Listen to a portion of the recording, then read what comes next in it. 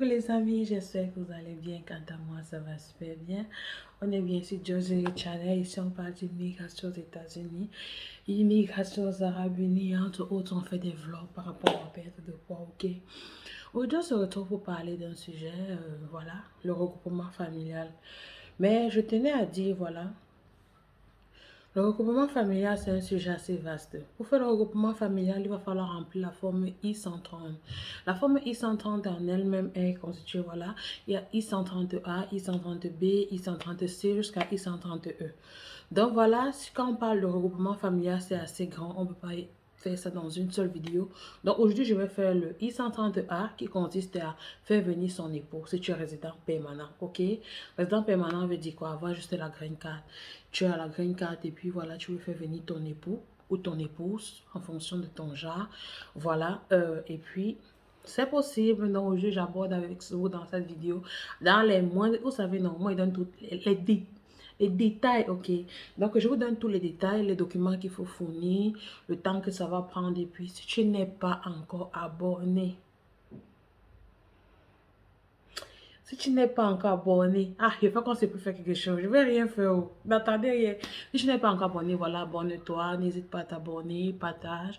Pour que, au fait, tes proches soient au courant de ce qu'on dit ici. Ça peut aider. Ça aide beaucoup de personnes. Déjà, ce que je vois, je suis très fière. Et puis, je vous ai dit que mon anniversaire, c'est bientôt. Partagez. Et en plus, nous sommes à Noël, non? Nous sommes là et puis vous vous demandez bien quel est le cadeau que vous pouvez me donner. Partagez la vidéo, c'est un grand cadeau pour moi. Quand je vois que tel a partagé ma vidéo, vous savez ce que ça me fait? Ça me plaît jusqu'à... Pourquoi tu partages un contenu, ça veut dire que ça t'intéresse. Seulement le simple fait que toi, ça t'intéresse. Il mine l'autre sommet, ok? Quand vous aimez que j'aime un peu parler, mon petit anglais là, vous voulez qu'il vienne vers ça ici. Juste après l'intro, on se retrouve, ok? Coucou les amis, j'espère que vous allez bien.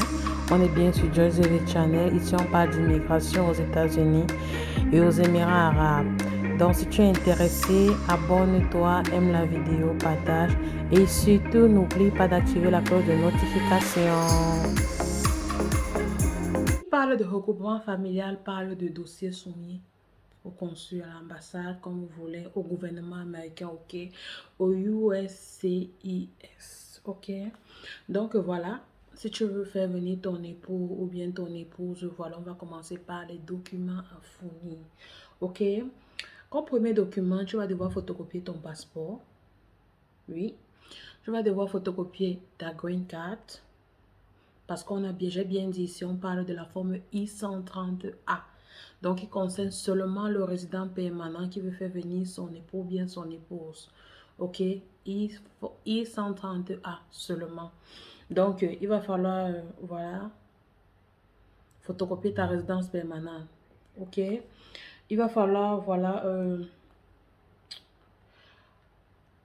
traduire, ça va dépendre. Si tu es anglophone, je pense que la traduction n'est pas valable pour toi.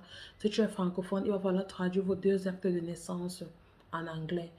Donc, si c'est moi qui veux, par exemple, faire pour mon époux, je dois faire la traduction de mon acte de naissance et aussi la traduction de son acte de naissance, ok?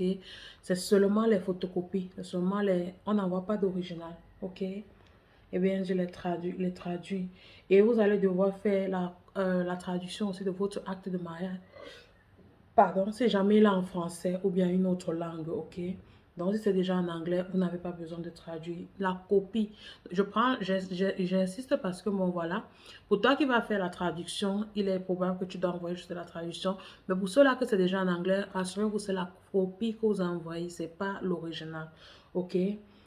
Il va falloir envoyer les photos passeport. Je rappelle encore ici, les photos passeport américains ne sont pas comme nos photos passeport. Je prends l'exemple du Cameroun. Chez nous, les photos passeport, c'est du 4x4, alors que les photos passeport américains, c'est 5x5 sur fond blanc. Là, ça ne change rien. Et surtout, ça doit respecter, je crois, 1200 mégapixels, un truc comme ça. Donc, aller dans un, voilà, dans un Photoshop, on fait ça dans les, pour ceux qui vivent déjà en Amérique, on fait ça dans les CVS, voilà, partout on fait la photo, mais CVS c'est vraiment très moins cher. FedEx aussi fait ça. Donc, vous pouvez le faire là-bas. Une fois que vous avez les photos, vous avez aussi besoin de, voilà, les photos, les preuves comme les photos. Photos de mariage, photos avant le mariage, photos après le mariage. Pour les preuves, généralement dans les preuves, il y a aussi, voilà, les bordereaux d'envoi, mais ça, vous aurez besoin le jour de l'interview, donc vous pouvez poser ça de côté. Donc, aujourd'hui, on parle strictement des documents à fournir lorsque vous êtes en train de remplir votre forme pour soumettre, pour faire venir votre époux, votre épouse, ok?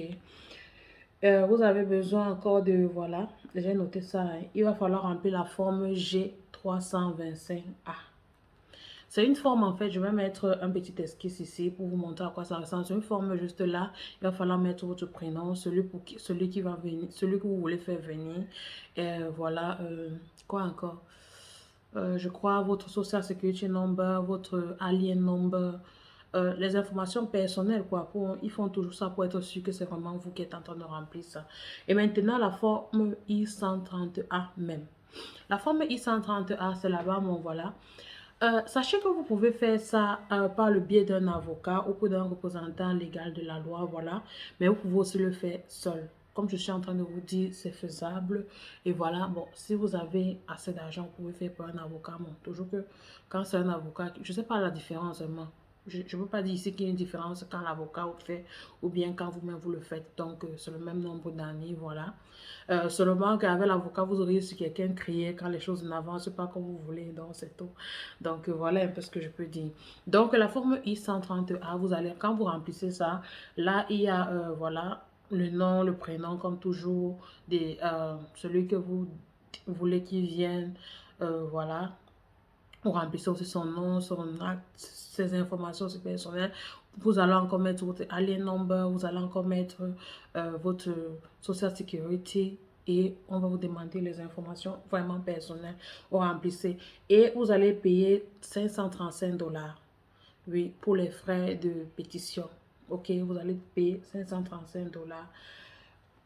Quand je dis 535 $, c'est 535 $. Si vous envoyez 536, ils ne prennent pas, ils vont renvoyer votre dossier. 534, ils vont renvoyer votre dossier. 540, ils vont renvoyer votre dossier. Donc, c'est 535. Vous pouvez faire ça par money order ou bien par chèque bancaire. De toutes les façons, quand vous êtes dans le site, ils vont vous dire, OK. Donc, voilà. Je pense qu'on a fait le tour pour les documents à fournir. Donc, je vais me répéter les extraits de naissance pour qu'on soit sûr qu'on a tout noté. La photocopie du passeport, les extraits de naissance traduits si vous parlez sur une autre langue que l'anglais, l'acte de mariage traduit, la forme I-130 A remplie, la forme 325A remplie, les preuves de mariage qui sont les photos avant, pendant et après le mariage. Voilà, les frais de dossier qui s'élèvent à 535 $.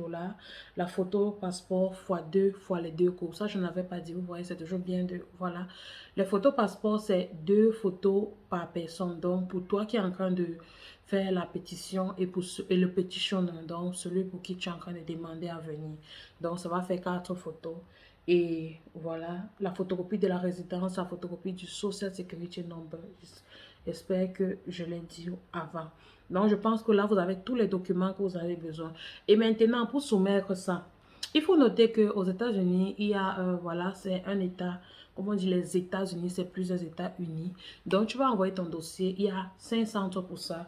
Il y a le centre de la Californie, il y a Nebraska Service Center, il y a Potomac Service Center, il y a Texas Service Center et il y a Vermont Service Center. Donc, en fonction de l'État où tu seras, ils vont te dire où tu vas envoyer ton dossier. Ok, si tu vis par exemple à Georgia, tu vas envoyer ton dossier en Californie. Ça, je sais parce que moi, voilà, je sais, ok. Donc, voilà, on va te dire où tu vas envoyer ton dossier. Et maintenant, tu peux le faire. L'envoi peut se faire par mail ou encore par email. Quand on parle d'email, ça veut dire que tu dois faire ça en ligne, ok? Mais je conseille beaucoup plus par mail. Par mail parce que quand tu vas prendre les documents, tu vas prendre les formes, quoi. Tu vas imprimer les formes. Tu auras le temps de, voilà, vous voyez, quand j'ai encore jeté un coup d'œil, je vous ai donné les informations que j'avais probablement oubliées. Donc, quand tu vas écrire, tu vas déposer le lendemain, tu vas venir faire le contrôle, ok, de voir parce que, vous savez, en ce truc de demande de visa et puis tout ça, là, vraiment, le nom, les écrits, c'est très important, ok? quand tu écris après, pour la correction, c'est tout un tralala, ça fera de la procédure. Donc, voilà pourquoi je recommande vraiment de le faire par mail. Là, vous avez le temps de corriger tout ça. Vous pouvez poster par FedEx ou bien encore par UPS ou bien, en fait, tous ces gens qui travaillent voilà, pour acheminer les colis. Maintenant, la durée que ça va de 18 à 24 mois selon, selon leur site. US, quand vous allez dans le site du gouvernement, il dit que ça prend 18 à 24 mois. Mais il faut noter que depuis l'avènement du coronavirus, les choses prennent un peu plus de temps. Vous les devises qui vous plaignez, voilà, je comprends, c'est assez stressant. Moi, mais ça me stresse parce que, voilà, de voir les gens qui ont eu la chance d'aller en Amérique qui finalement n'iront pas parce que ça prend le temps. Voilà, il faut savoir que ça prend le temps pour tout le monde. Même pour ceux qui sont déjà là, qui veulent faire venir leur famille, ça prend du temps pour tout le monde et c'est assez frustrant. Donc, comme je disais, avant, normalement, c'est de 18 à 24 mois, mais ça peut prendre plus de temps que prévu. Avec l'avènement du Covid, comme j'expliquais tout à l'heure, ça peut encore prendre doublement de temps. Donc, ça peut aller jusqu'à même à 40. Le double de 24, c'est quoi? 48 mois. Donc, voilà. Mais il faut noter qu'à chaque fois que vous dépassez les délais, il faut le faire signe. Bon, voilà. Les appeler pour demander à quel niveau votre dossier est. Rassurez-vous, soyez toujours poli. Ils sont d'abord polis. La façon dont ils sont polis, ça va même te demander d'être poli. Donc, voilà. N'hésitez pas si vous avez des questions à me poser les questions. Si je n'ai pas dit quelque chose ici que vous avez besoin de savoir, voilà, rappelez-moi. Donc, je vais faire un résumé. Ici, dans cette vidéo, j'ai parlé des documents à fournir quand vous voulez faire le regroupement familial. Pour faire venir le regroupement familial dans un seul cas, le cas où je veux faire venir ton époux ou bien ton épouse. Ok, j'ai donné les documents à fournir. J'ai parlé des centres où tu peux envoyer et puis j'ai parlé de la durée de la procédure. Ok, donc si à la demande de mon public, si après ça, il trouve que non, il y a certaines informations que je n'ai pas données, bon voilà, je vais me rendre encore ici pour compléter cette information, mais pour le moment, voilà ce qui est. Quand vous envoyez votre dossier là, assurez-vous, si vous changez d'adresse, allez dans le site et changez l'adresse. Si vous changez de numéro de téléphone, allez-y et changez votre numéro de téléphone. Le site est ouvert. Une fois qu'on reçoit votre dossier, on va vous envoyer une lettre de confirmation de réception. Sur cette lettre de confirmation de réception-là, il y a un case statute. Ok? On appelle ça case statute. Statute case. Ok? Ça veut tout simplement dire ton statut, ton cas. Oh, on me dit ça en français comment? Au fait, ton statut, disons ça comme ça, ton statut, c'est un peu comme on dit case number quand tu as gagné. En fait, c'est le numéro qu'on t'attribue. Voilà, on a reçu ton dossier, voici ton numéro. Donc, avec ce numéro-là, une fois que vous avez ce numéro, à chaque fois, vous pouvez vous rendre sur le site du gouvernement pour vérifier à quel niveau votre document est.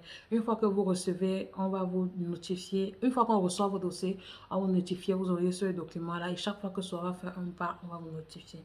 Mais de grâce, comme je disais, si vous changez d'adresse, notifiez, allez sur le site, tapez et puis entrez de nouvelles informations parce que vraiment, quand tu es en train d'attendre le dossier, que tu te rends compte qu'on avait envoyé ton dossier depuis et que c'était à l'ancienne adresse ou bien quoi que ce soit, ça fait très mal.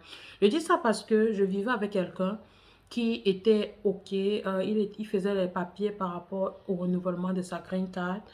Voilà, il avait déménagé et puis il a changé de téléphone aussi. Et puis, il n'a pas changé ça sur le site du gouvernement. Et puis, sa green card arrive à expiration. Il devait se faire, je sais même déjà, parce que de son boulot déjà, parce que vous savez, tout ça, c'est un système. C'est dans le système. Quand votre résidence finit, votre employeur vous dit que votre résidence est finie. C'est pas comme, ok, tout ça est dans le système. Donc, même 2 semaines, voilà, un mois avant que ça ne finisse, on vous dit déjà comme bon, voilà, votre résidence, votre légalité de rester aux États-Unis est en train d'expirer. Donc, qu'est-ce que vous faites? Vous allez renouveler ou bien?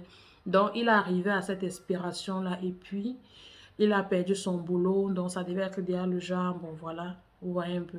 Et puis, par chance, il y a un autre qui était plus avancé, qui, voilà, est entré en contact avec le gouvernement appelé. On a dit, on avait envoyé la lettre depuis, on a essayé de le joindre plusieurs fois, il avait changé de numéro de téléphone, d'adresse, et puis voilà, on ne pouvait pas le joindre. comprenez un peu? Donc, il a failli se faire, voilà, il a perdu son travail comme ça, alors que, vous comprenez un peu ce que je veux dire?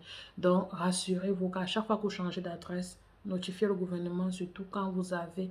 Et pour ceux-là qui peuvent avoir une adresse fixe, ça sert à rien de changer d'adresse, ok? Si vous pouvez avoir une adresse fixe, c'est toujours mieux. Mais on sait bien que c'est pas facile d'avoir une adresse fixe. Donc, d'où je dis, quand tu changes, change. C'est très facile.